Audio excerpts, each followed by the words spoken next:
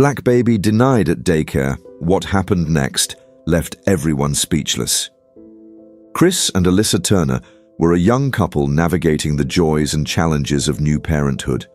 In their mid-20s, they were full of energy and optimism, dreaming of a bright future for their baby boy, Dave. At just 8 months old, Dave was the light of their lives, a curious, giggling little bundle who filled their modest suburban home with love and laughter. Like any devoted parents, Chris and Alyssa wanted nothing but the best for him, and that meant finding a daycare where he could thrive. After weeks of research, phone calls, and recommendations, they settled on what seemed like the perfect place: a daycare with glowing reviews, a cheerful atmosphere, and a staff that had sounded genuinely welcoming during their phone conversations. "This feels right," Alyssa had said as she filled out the initial forms. Chris had agreed, confident they'd found a safe and nurturing environment for their son. But what Chris and Alyssa didn't realize was how much first impressions, even over the phone, could mislead. Their articulate, warm voices and their surname, a common one that carried no obvious cultural identifiers, had created a very specific image in the minds of the daycare staff. An image that shattered the moment Chris and Alyssa walked through the doors with baby Dave in tow. What was supposed to be an exciting milestone, a first visit to Dave's daycare, quickly turned into an unsettling experience. Whispers, sidelong glances, and hesitant smiles greeted them, signaling something unspoken but palpable. Chris and Alyssa were no strangers to navigating subtle racism, but encountering it in a place meant for children, a place they had chosen for their baby's safety and growth, was a shock. This story delves into the Turners' experience, a raw and emotional journey that reveals the persistence of prejudice in unexpected places. It's a story of quiet indignities, unspoken judgments, and a family's resilience in the face of them. Stay with us as we uncover how this moment of pain turned into something much bigger, something that sparked change and left an unforgettable message of hope and strength. Chris and Alyssa Turner were the kind of couple who seemed destined to succeed. In their mid-20s, they had worked hard to build a life of stability and love. Chris, a software developer, and Alyssa, an aspiring entrepreneur with a burgeoning online boutique, complemented each other in every way. But their greatest source of pride and joy was their 8-month-old son, Dave. He was a cheerful baby with bright eyes and an infectious giggle, and they were determined to give him every opportunity to flourish. As new parents, the Turners approached every decision with meticulous care, and finding the right daycare for Dave was no exception. They spent hours reading reviews, visiting websites, and calling facilities to ensure they chose the best one. After a particularly warm phone conversation with the director of a highly recommended daycare, they were confident they'd found the perfect place. The staff seemed friendly, the facilities state-of-the-art, and the glowing reviews from other parents only solidified their choice. "They sounded so welcoming," Alyssa said, smiling as she cradled Dave in her arms. Chris nodded, feeling reassured. "This is going to be great for him. He'll make friends and will have peace of mind."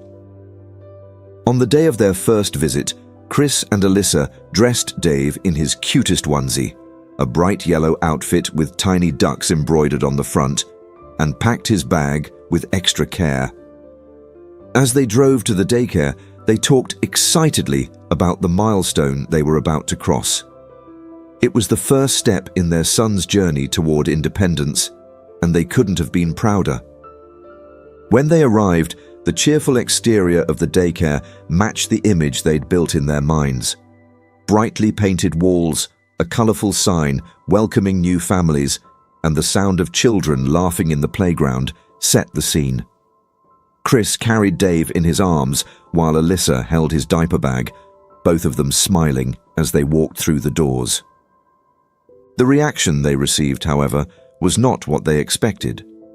The friendly receptionist, who had greeted them so warmly over the phone, faltered as they introduced themselves. Her smile wavered, and her gaze flickered briefly to Dave before she quickly looked away. "Oh, you're the Turners," she said, her tone hesitant. Chris and Alyssa exchanged a quick glance, their smiles tightening.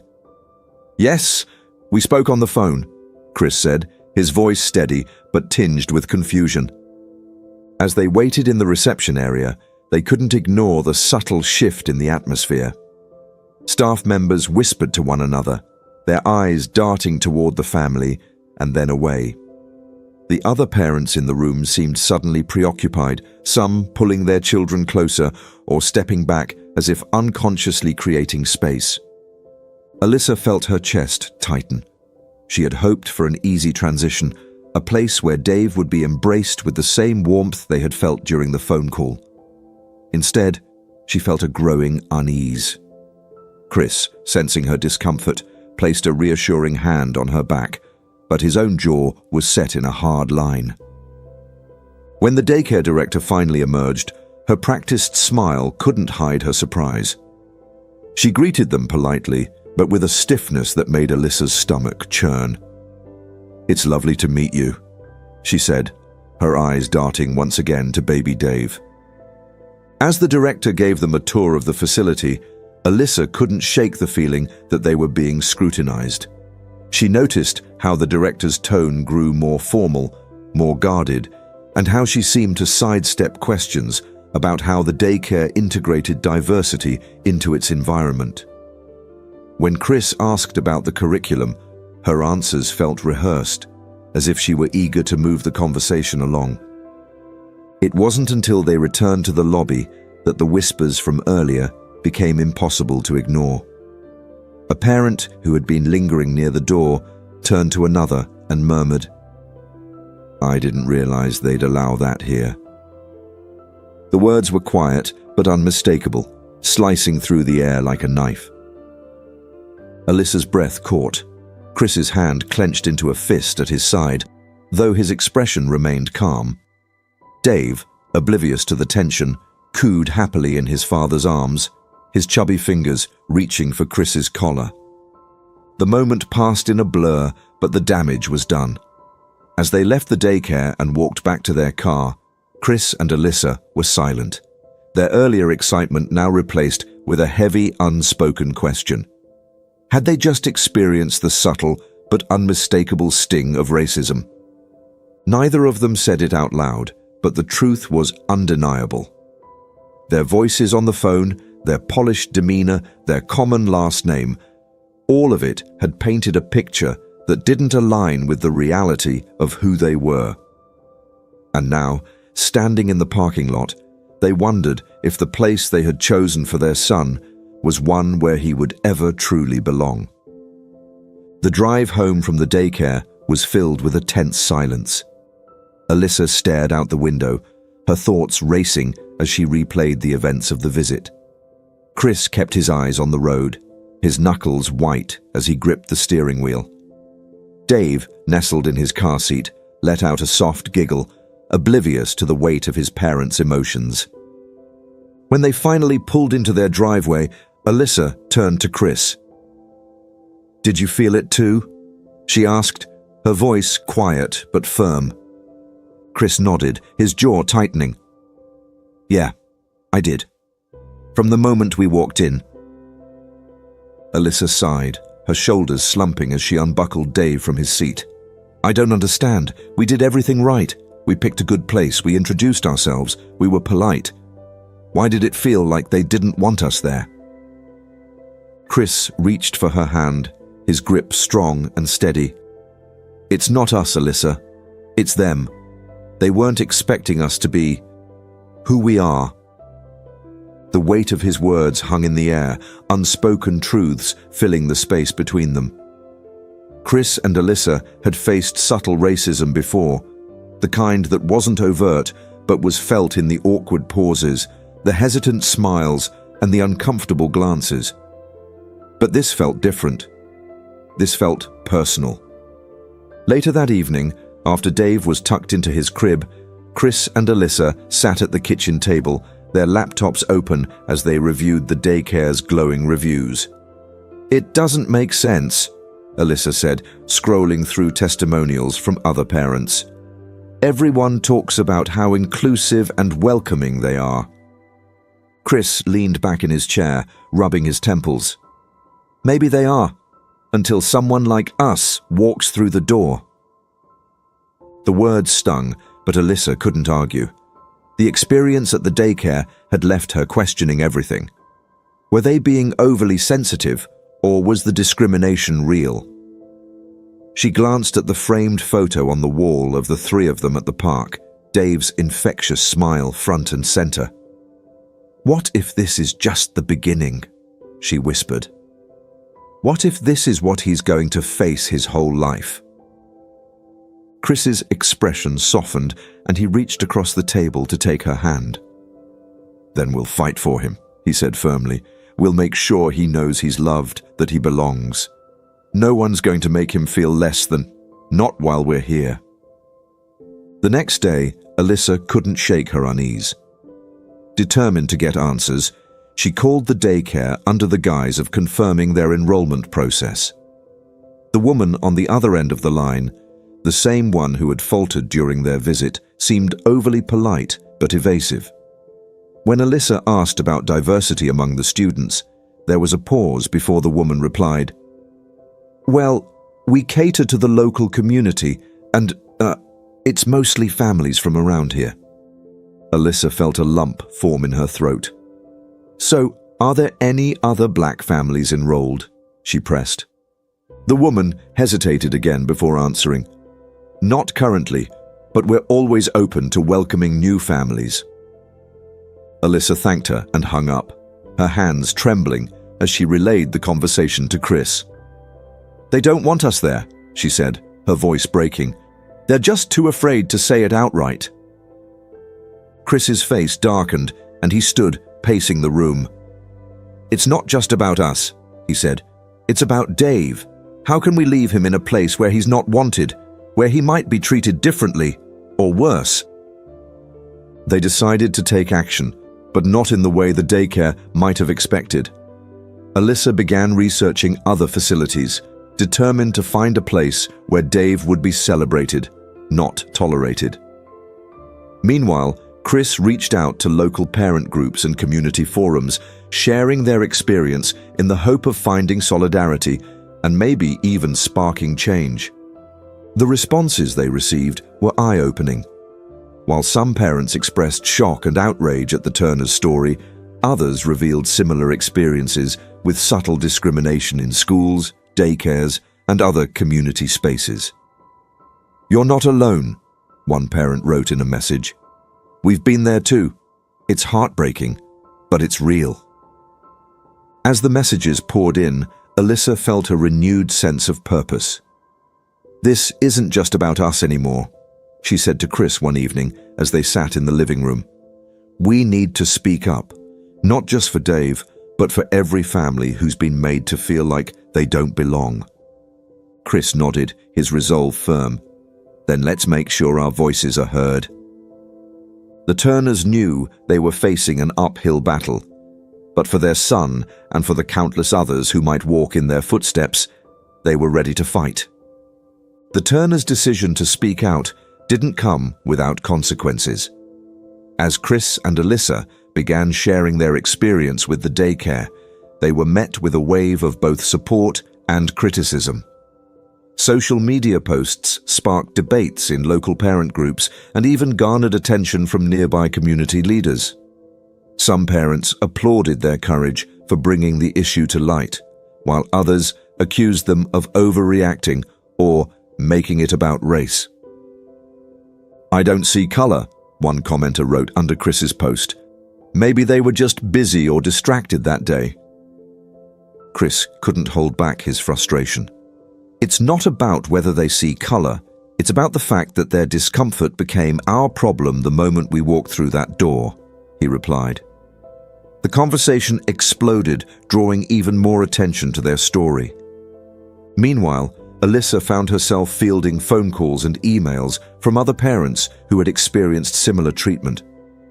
Some shared stories of being subtly excluded from playdates or finding themselves on the outside of parent-teacher relationships because of their race. Each story added fuel to Alyssa's fire. "This isn't just about a daycare," she told Chris one evening. "This is a systemic problem. And it starts with people like us saying, 'Enough.'" The daycare, however, was not pleased with the growing scrutiny. A letter arrived in the mail a week later stating that due to recent developments, they would no longer be able to accommodate Dave in their program. Alyssa held the letter in trembling hands, tears of anger and heartbreak streaming down her face. "They're punishing us for speaking out," she said. "They're making it seem like we're the problem." Chris read the letter, his jaw tightening. "They think they can shut us up by shutting us out," he said, "but they've just given us more reason to keep going." Determined not to let the daycare's actions define their story, the Turners began reaching out to local organizations that supported diversity and inclusion in early education. One group in particular took an interest in their case, offering both emotional support and practical resources. They encouraged Chris and Alyssa to share their story more widely, even suggesting a meeting with a local journalist who covered community issues. The article that followed was a turning point. Titled "A Family's Fight for Inclusion," it detailed the Turners' experience, the subtle racism they encountered, and the daycare's subsequent actions. It also highlighted the broader issues of racial bias in early childhood education. The story quickly gained traction, sparking a broader conversation about how institutions often fail families of color in ways that are both overt and insidious. The daycare's administration scrambled to respond, issuing a carefully worded statement claiming they were committed to diversity and inclusion. "We regret any misunderstanding and value all our families equally," the statement read. But for Chris and Alyssa, the damage was done. "This isn't about PR," Chris told the journalist when asked for comment. "It's about real change. Families like ours deserve more than empty words. We deserve action." While the media coverage brought attention to the issue, it also brought unwanted attention to the Turners. Anonymous messages began appearing in their inbox, some supportive, but others filled with hate. "You're just trying to stir up trouble," one email read. Another went further. "Maybe if you just stuck to your own kind, this wouldn't have happened." The attacks stung, but they also strengthened Chris and Alyssa's resolve. "They want us to back down," Alyssa said one night as they sat together after putting Dave to bed. "But we're not going to." Chris took her hand, his eyes filled with determination. "No, we're not," he said. "We're just getting started." Their persistence began to pay off. A local church offered to host a community discussion on the importance of diversity in early education, inviting families from all backgrounds to share their experiences. Chris and Alyssa were asked to speak, and while they were nervous, they knew this was an opportunity they couldn't pass up. Their story had become more than just a personal fight. It was now a call to action for an entire community. The community discussion at the church was an emotional turning point, not only for Chris and Alyssa, but also for the people who attended. The room was packed with parents, educators, and community leaders, all eager to listen and engage. Chris stood at the podium first, his voice steady but filled with emotion as he recounted their experience at the daycare. "It wasn't just about the daycare workers' reactions," he said, looking out at the crowd. "It was about the message that reaction sent to us and, more importantly, to our son, Dave, that he didn't belong, that he wasn't welcome. And as parents, that's the last thing we want our child to feel." Alyssa joined him, her voice softer but no less powerful. "We didn't expect to encounter this kind of exclusion. Not here, not in our community," she said, her eyes glistening with unshed tears. And while it broke our hearts, it also opened our eyes to something bigger. How many other families have faced this and stayed silent because they felt like nothing would change? The room was silent, the weight of their words sinking in. Then, one by one, others began to speak. A black father shared how his daughter had been the only non-white child in her preschool, and how she'd come home crying, asking why none of the other kids wanted to play with her. A Latina mother described being overlooked for parent-teacher volunteer roles despite being the first to sign up. Each story added a layer to the conversation, weaving a tapestry of shared pain and resilience. But the most surprising moment came when one of the daycare workers who had been present during the Turners' initial visit stood up. She looked nervous, clutching a piece of paper in her hands, but there was determination in her eyes. "I owe you an apology," she began, her voice trembling. "When you came to the daycare, I was one of the people who didn't know how to react, and that's on me.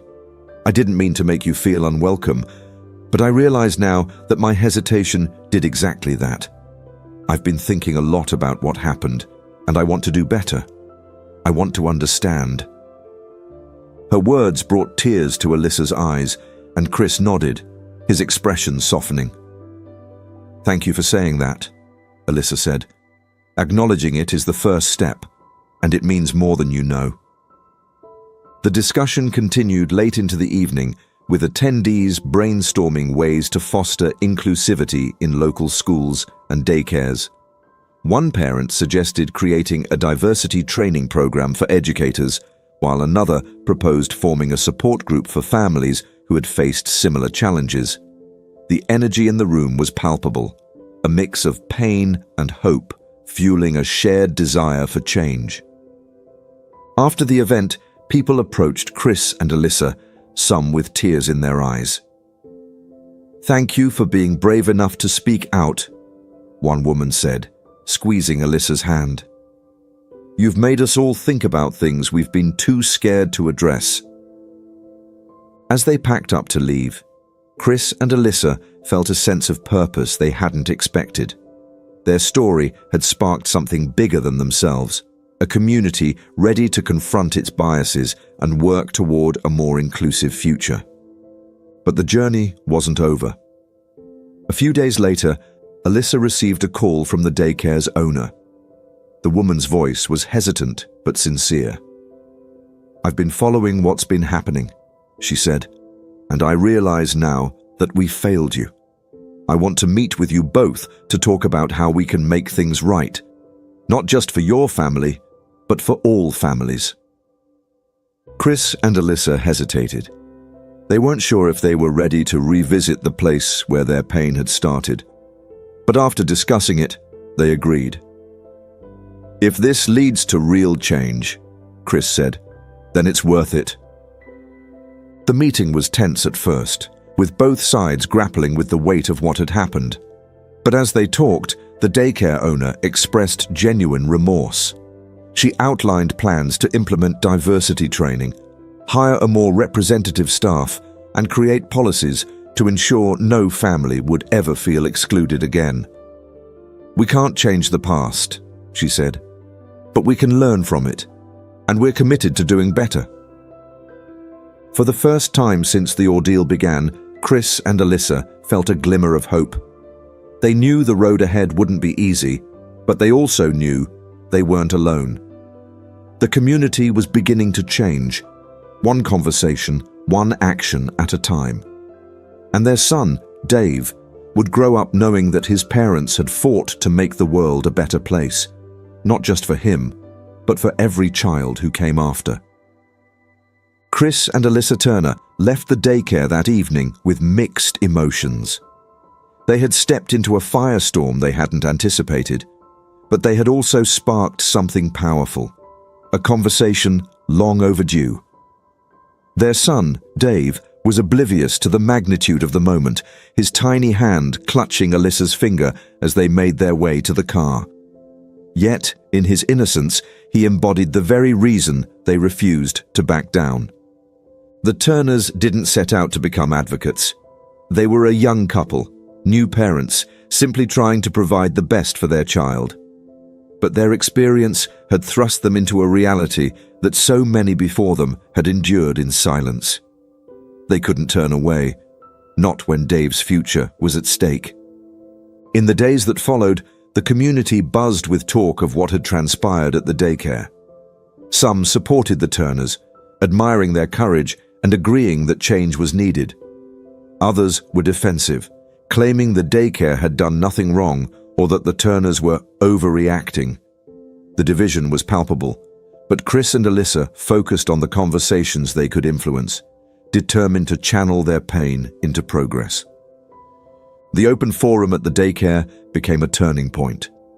Chris stood before a room full of parents and staff, his voice steady but filled with emotion.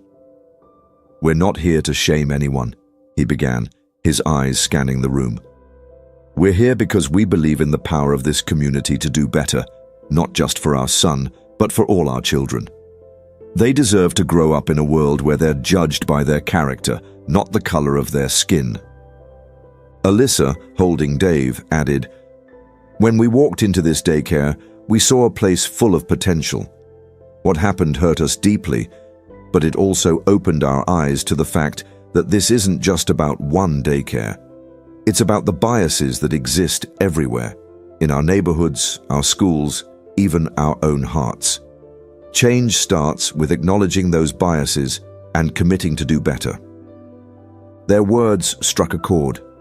Parents who had initially been wary of the Turners' presence found themselves reflecting on their own actions and attitudes. Karen, the daycare director, spoke next, her voice trembling. "I've realized that I've let fear guide my decisions," she admitted. "Fear of losing business, fear of upsetting the status quo. But fear isn't a good enough reason to deny any child the love and care they deserve. I'm committed to making this a place where every family feels welcome." The forum ended with a pledge from the daycare to implement real changes, staff training, diverse materials in the classrooms, and a zero-tolerance policy for discrimination. But more than that, it ended with a sense of hope. Parents lingered long after the event, exchanging stories and ideas, many expressing gratitude to the Turners for their bravery. Outside the daycare, Chris and Alyssa stood together, watching as other parents greeted them with newfound warmth. A mother approached, her young daughter by her side. "I want to thank you," she said, her voice thick with emotion. "I didn't realize how much I'd been blind to. You've opened my eyes." Moments like these gave the Turners strength. They knew the journey wasn't over, but they also knew they weren't alone. Alyssa began organizing a support group for parents, a space where they could share their experiences and learn from one another.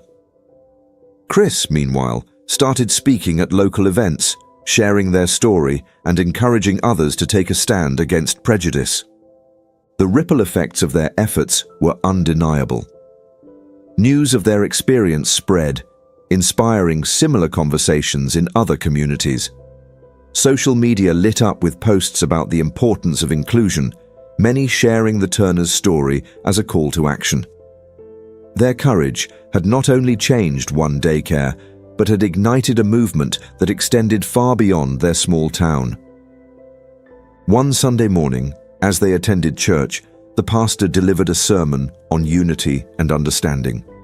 He quoted Galatians 3:28, "There is neither Jew nor Gentile, neither slave nor free, nor is there male and female, for you are all one in Christ Jesus." The words resonated deeply with Chris and Alyssa, reinforcing their belief that their actions were part of a greater purpose. After the service, the pastor approached them. "Your story has touched so many hearts," he said. "I believe God is using you to show us the power of love and resilience. Keep going. You're making a difference." That evening, Chris and Alyssa sat on their porch, watching the sun dip below the horizon as Dave babbled happily in his playpen. The challenges they had faced were still fresh in their minds, but so was the progress they had made. They knew there would be more battles ahead, but they also knew they had the strength to face them. Their journey was far from over, but it had already left an indelible mark. They had shown their community and themselves that change was possible, that courage could triumph over fear, and that love could break down barriers.